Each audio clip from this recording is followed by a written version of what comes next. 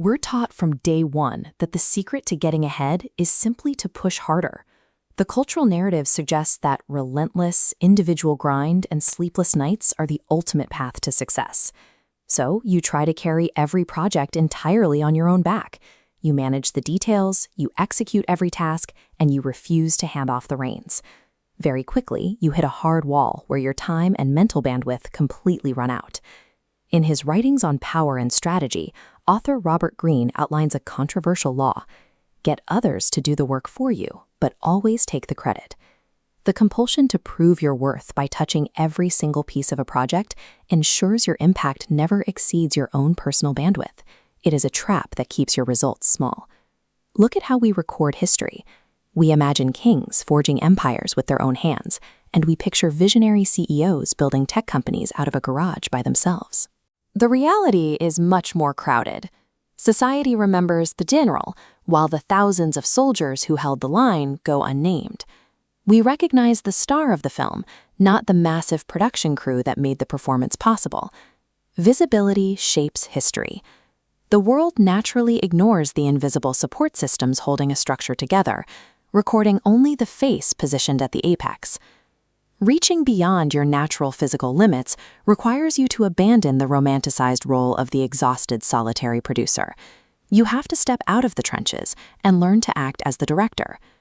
Greene's law maps out the strategic architecture of collaboration. It describes the transition from individual effort to the management of a collective. Working alone, you hit a hard limit. There are only 24 hours in a day. By building systems connecting to others, you trigger a multiplier effect.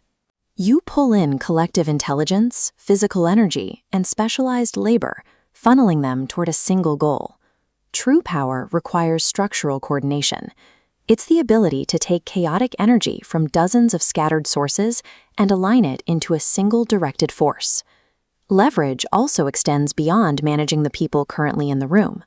You can delegate your thinking to the past. There is no advantage to spending a decade reinventing a process from scratch when centuries of knowledge are already available. Smart leaders study the foundations laid down by historical experts and adapt those lessons instantly. By extracting that established wisdom, you create a lever for time itself. You get to start your work at the finish line of those who came before you. There is a severe risk to building a machine that does the heavy lifting for you.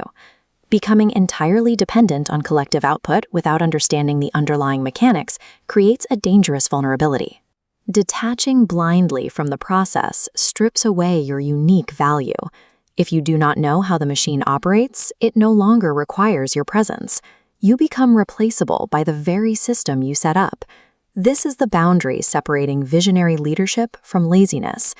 Safely commanding a system requires you to maintain a deep, ongoing, structural comprehension of exactly what you are currently directing. When you master this balance, you stop defining yourself by your manual output. Your value comes from your ability to lock into place and multiply the results of the entire mechanism around you. You leave behind the physical limits of what one person can accomplish, tapping into the potential of turning collective effort into a unified, executed vision. Stop seeking